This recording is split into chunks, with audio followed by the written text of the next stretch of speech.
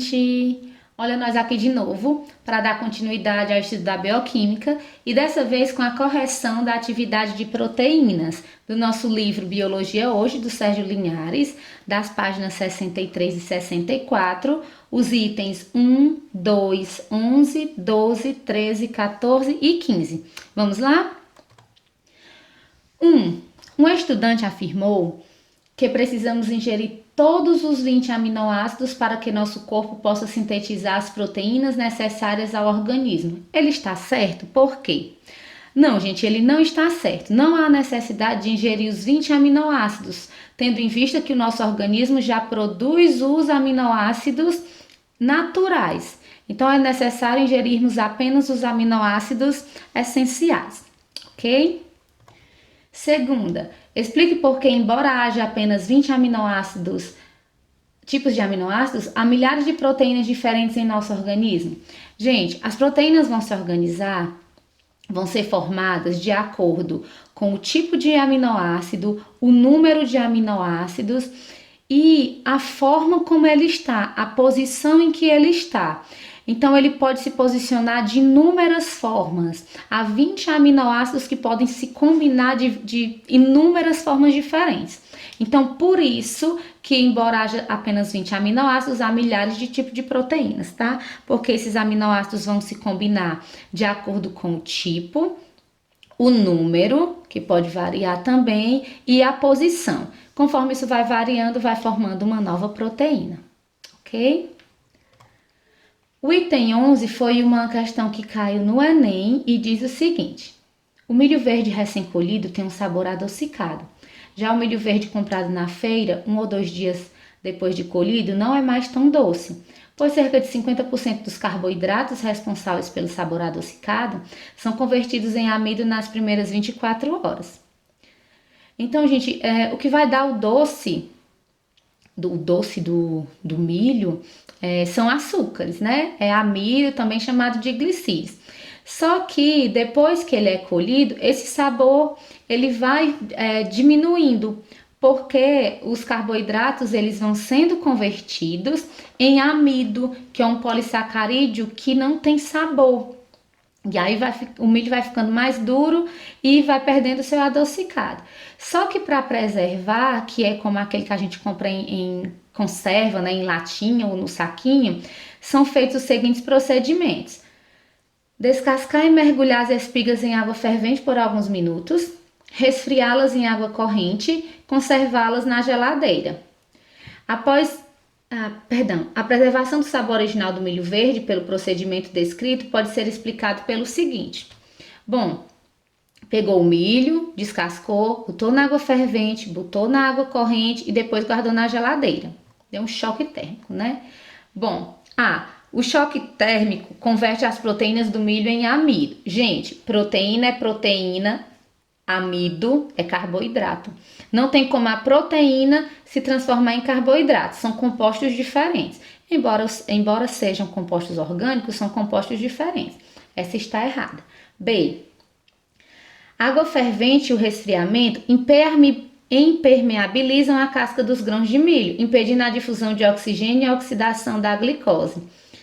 Gente, se impedisse a passagem do oxigênio, se houvesse essa impermeabilidade quer dizer não deixar passar nada, não passaria também o calor e, consequentemente, o milho não coziria, não ficaria cozido. Então, a letra B está errada. C. As enzimas responsáveis pela conversão desses carboidratos em amidos, quer dizer, proteínas que vão acelerar esse processo, são desnaturadas pelo tratamento com água quente.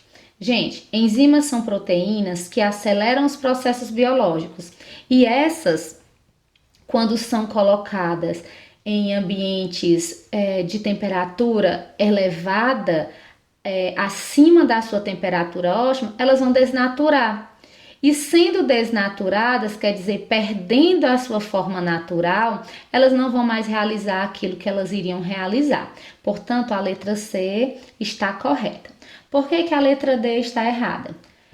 Micro-organismos que, ao retirarem nutrientes dos grãos, convertem esses carboidratos em amido. São destruídos pelo aquecimento. Gente, não são os carboidratos não são micro-organismos que vão fazer esse processo, e sim enzimas que vão acelerar esse processo.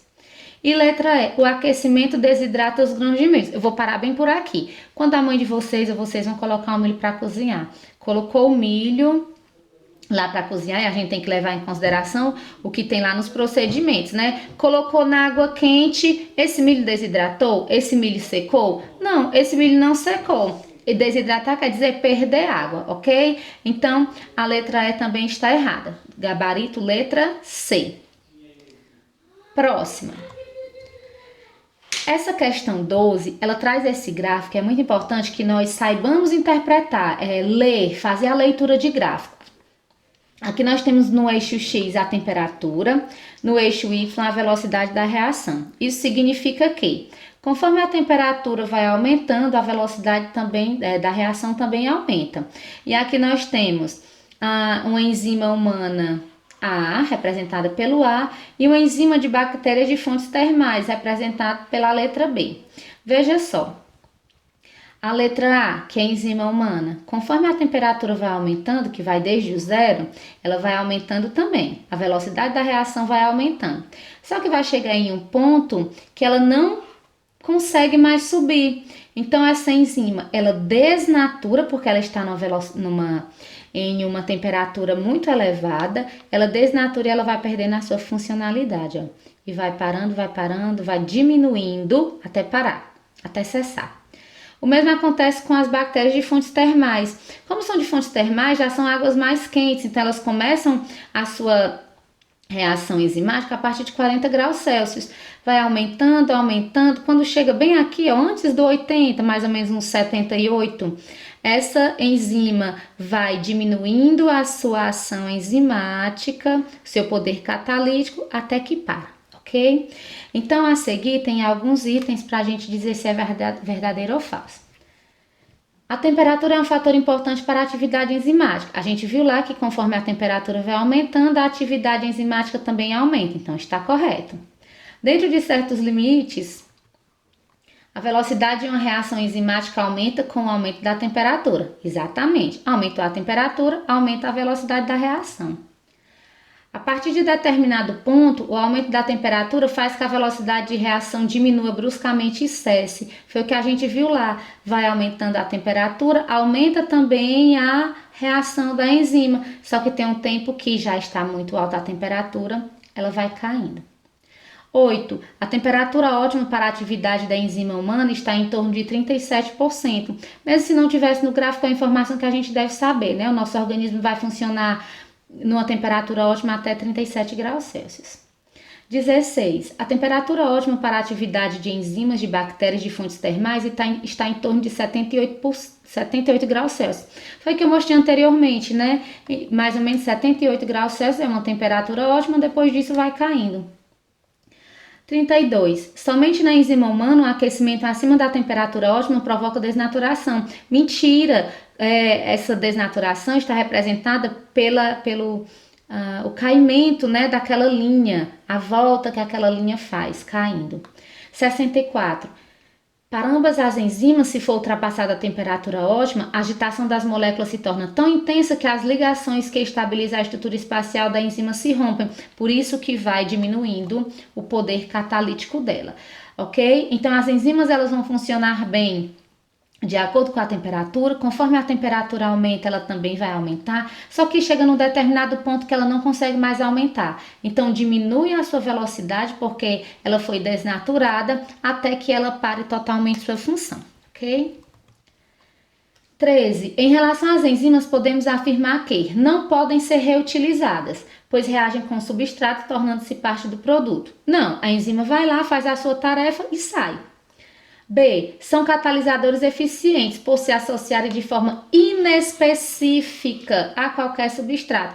Mentira, gente. Para cada substrato tem uma enzima específica. Exemplo, para cada chave tem uma fechadura.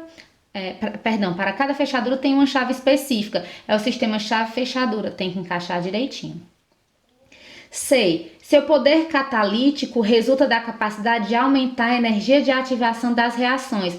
Ela aumenta a velocidade da reação, mas ela não aumenta a energia. D, atua em qualquer temperatura. Mentira, a gente viu lá na questão anterior que tem que ter uma temperatura específica. E sendo proteínas por mudança de pH, podem perder seu poder catalítico ao se desnaturarem. É o nosso gabarito. As enzimas vão funcionar bem de acordo com o substrato, de acordo com o pH, se é ácido, básico ou neutro, vai depender lá do ambiente em que ela está, e a temperatura também é muito importante, ok? As enzimas são moléculas de proteínas que funcionam como efetivos catalisadores biológicos. A sua presença nos seres vivos é essencial para viabilizar as reações químicas, as quais em sua ausência seriam extremamente lentas ou até mesmo não ocorreriam. Considerando as propriedades desses biocatalisadores, constata-se o seguinte: a mioglobina presente nos músculos é um exemplo de enzima. Não, gente, a mioglobina é uma proteína que ajuda no transporte, ajuda a levar oxigênio para os nossos músculos, para ajudar na contração muscular, porém não é uma enzima, tá?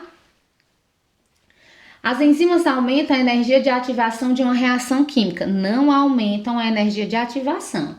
Com o aumento da temperatura, a atividade catalítica atinge um ponto máximo e depois diminui. Verdade, correto. Essas moléculas... Bom, gente, estamos quase encerrando. As enzimas são moléculas de proteínas que funcionam como efetivos catalisadores biológicos. A sua presença nos seres vivos é essencial para viabilizar as reações químicas, as quais em sua essência seriam extremamente lentas ou até mesmo não ocorreriam. Considerando-se as propriedades desses biocatalisadores, constata-se o seguinte. Letra A. A mioglobina presente nos músculos é um exemplo de enzima. A mioglobina é uma proteína que ajuda a levar oxigênio para os músculos para ajudar na contração muscular, mas não é uma enzima. Letra B. As enzimas aumentam a energia de ativação de uma reação química, já foi discutida em uma questão anterior. Elas aumentam a velocidade, mas não a energia. C. Com o aumento da temperatura, a atividade catalítica atinge um ponto máximo e depois diminui. Verdade, isso aqui é verdade. Aumenta a temperatura, aumenta a velocidade da reação, mas chega a um ponto que ela se desnatura e diminui, até que ela pare. D. Essas moléculas alteram a posição de equilíbrio das reações químicas. Essas moléculas, que são enzimas, não vão alterar a posição de reação nenhuma. Letra E. O pH e a concentração de substrato não influenciam a atividade das enzimas. Gente, influenciam sim. As enzimas, elas são influenciadas pelo pH, a concentração de substrato e a temperatura, ok? São 3 fatores que influenciam na ação das enzimas. E a última diz o seguinte: a maioria das reações metabólicas de um organismo somente ocorre se houver a presença de enzimas. Sobre as enzimas, analise as afirmativas abaixo. 1. A ação enzimática sofre influência de fatores como temperatura e potencial de hidrogênio. Como variações nesses fatores alteraram a funcionalidade enzimática. Verdade. Temperatura influencia, pH influencia. 2. São formados por aminoácidos e algumas delas podem contar também com componentes não proteicos adicionais, como carboidratos, lipídios, metais e fosfatos. Verdade. 3. Apresentam alterações em sua estrutura após a reação que catalisam, uma vez que perdem aminoácidos durante o processo. Gente, olha só, você coloca uma chave em uma fechadura, ela fecha ou abre aquela porta, tirou a chave, arrancou algum pedaço? Não, se fizer tudo direitinho, ela tá lá normalzinho, né? Então, da mesma forma, é uma enzima. Ela vai lá, ajuda na reação e volta normal. 3 está errado. Olha só, se a 3 está errada, eu elimino a letra B, elimino a letra C, elimino a letra D e elimino a letra E. É para ser letra E. E 4. A ligação da enzima com seu respectivo substrato tem elevada especificidade. Assim, alterações na forma tridimensional da enzima podem torná-la afuncional, porque impedem o encaixe de seu centro ativo ao substrato. Em outras palavras, a enzima é específica, para cada fechadura tem uma chave específica. Se essa chave é quebrada, se essa chave perde um pedaço, então se a enzima é desnaturada, ela não consegue mais ativar. Realizar sua função. Então, nós temos também o 4 correto. Está correto o 1, o 2 e o 4, gabarito letra A, ok? Então, por aqui nós encerramos a nossa atividade. Um beijo a todos e bons estudos.